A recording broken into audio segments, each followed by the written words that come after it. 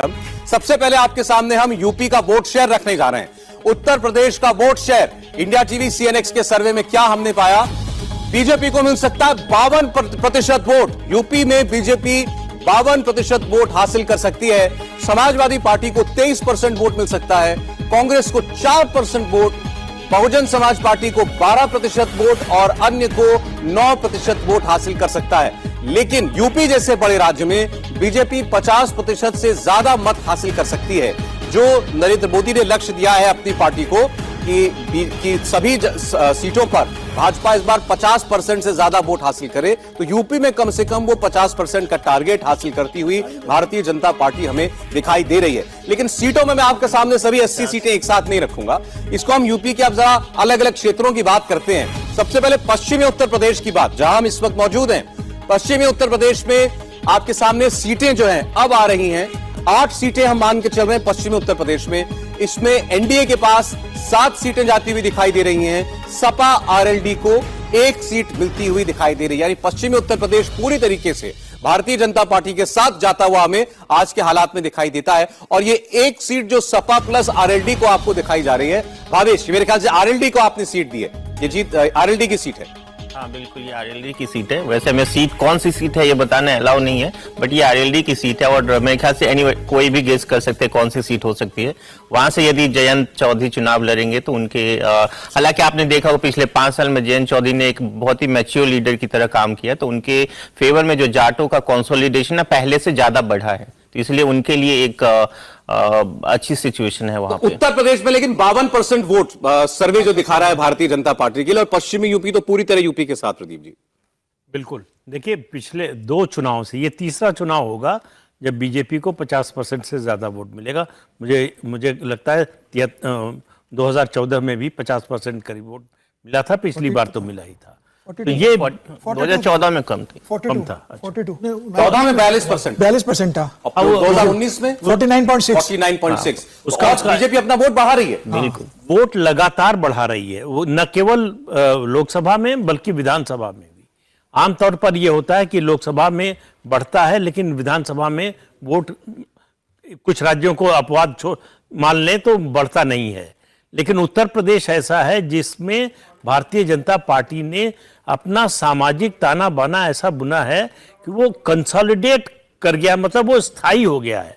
वो संगठन में लोगों को हिस्सेदारी, सरकार में हिस्सेदारी, और ये एहसास कराना जो हिंदुत्व का एजेंडा है बीजेपी का, वो उन्होंने अति पिछड़ा हो या दलित समाज हो, ये कहा कि आपका भी स्टेक है इसमें।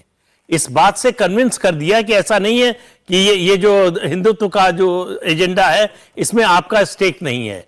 तो इसलिए सत्ता में भी हिस्सेदारी, संगठन में भी हिस्सेदारी, और उसका असर दिखाई दे रहा है। लगातार बीजेपी 4 चुनाव जीत चुकी है, 5वां भी जीतती हुई दिखाई दे रही। इस तरह का कंसिस्टेंट परफॉर्मेंस जो है किसी भी पार्टी के लिए बहुत बड़ा अचीवमेंट है। और वो यूपी जैसे स्टेट में देश के सबसे महत्वपूर्ण, सबसे बड़े राज्य में अगर आपका इस तरीके का ग्राफ दिखाई दे रहा है तो किसी भी पार्टी के लिए बहुत बड़ी और होना भी चाहिए। यहीं से प्रधानमंत्री नरेंद्र मोदी आते हैं, सांसद हैं वाराणसी से, यहीं से यहाँ से मुख्यमंत्री योगी आदित्यनाथ हैं जो प्रदेश के मुख्यमंत्री हैं। तो दोनों का जो मिला जुला प्रभाव है उसका असर दिखाई दे रहा है। जिस तरह से उनके केंद्र सरकार और राज्य सरकार दोनों के कामकाज का जो असर है वो दिखाई दे रहा है इस वोट शेयर। विनोद जी, कोई आश्चर्य आपको इस वोट शेयर? मुझे कोई आश्चर्य नहीं है। पहली बात तो अयोध्या, मथुरा, काशी तीनों उत्तर प्रदेश में है। और जो हिंदुत्व की जो राजनीति है, भले एक जमाने में गुजरात उसकी प्रयोगशाला रही हो या कर्नाटक कुछ समय के लिए बनी, लेकिन आज सबसे जो सफल प्रयोगशाला राष्ट्रीय स्वयंसेवक संघ और भारतीय जनता पार्टी की है उत्तर प्रदेश है। उस हिंदुत्व में मंदिर भी है, उस हिंदुत्व में जो है सामाजिक समीकरण भी है और नेतृत्व भी है, नेता भी है। भाई योगी आदित्यनाथ जी तो साक्षात हिंदुत्व है ना। बाकियों को तो बताना पड़ेगा कि हम हिंदू हैं कि नहीं हैं, कितनी पूजा करते हैं, मंदिर जाना पड़ेगा। प्रधानमंत्री जी को मंदिर जाना पड़ता है, बैठ करके अनुष्ठान करना पड़ता है कि भाई हिंदुत्व से ना हिले। लेकिन योगी जी मंदिर ना भी जाएं तो भी वो साक्षात हिंदुत्व है। तो उत्तर प्रदेश जो है वो राष्ट्रीय स्वयंसेवक संघ और भारतीय जनता पार्टी के हिंदुत्व की सबसे सफल प्रयोगशाला है। और सामाजिक न्याय की जो सो कॉल्ड ताकतें थी, मंडल ताकतें, जिसमें सपा और बसपा ये दो थी। कांग्रेस का तो युग 1990 के बाद से ही उत्तर प्रदेश में खत्म हो चुका है। हाँ, 2009 में जरूर 22 सीटें जीती थी, वो एक अलग परिस्थिति थी। तो उनकी विफलता का वो सबसे बड़ा प्रयोग है। जिस तरह उन पार्टियों में तमाम तरह की राजनीति हुई, परिवारवाद, भ्रष्टाचार के आरोप और बहुत कुछ मतलब देखा लोगों ने, तो जो उनका वोट था धीरे धीरे वो भी भारतीय जनता पार्टी की तरफ खिसक गया। सपा का अति पिछड़ा वोट और बसपा का अति दलित वोट जो है, गैर जाटो वोट, और उसको बड़े तरीके से सलीके से भारतीय जनता पार्टी ने अपने साथ लिया। 2014 से शुरू किया ये प्रयोग। 2013 से अमित शाह जी महासचिव, प्रभारी महासचिव बने उत्तर प्रदेश के, उन्होंने इस पर काम करना शुरू किया। और जो गोविंदाचार्य ने सोशल इंजीनियरिंग अडवाणी जी के जमाने में शुरू की थी, जिसके तहत कल्याण सिंह को मुख्यमंत्री बनाया गया था 1991 में और अति पिछड़ों को जोड़ने का काम शुरू हुआ था, उसको बहुत तरीके से अमित शाह जी ने भारतीय जनता पार्टी में जोड़ा, क्योंकि वो वोट चला गया था बीजेपी से। ठीक है। उसके बाद और आज आप देख रहे हैं कि अभी तक वो इंटैक्ट है बीजेपी के साथ। ये बीजेपी की एक बड़ी सफलता है। समीर जी, मैं रोहिलखंड का डेटा और दिखा देता हूं, उसके बाद आपके पास आता हूं मैं।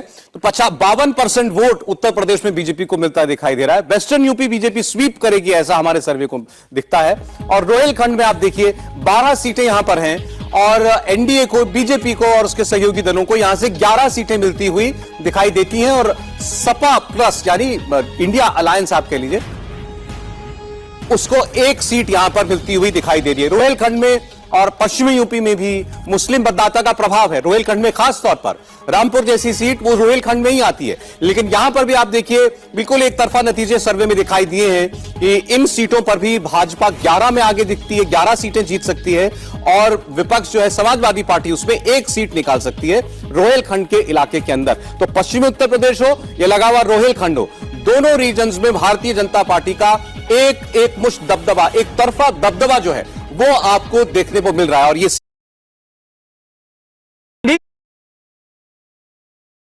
फर्स्ट इनिंग्स में रैंक थी 7 और मैच खत्म होते होते रैंक कुछ 7 लाख हो।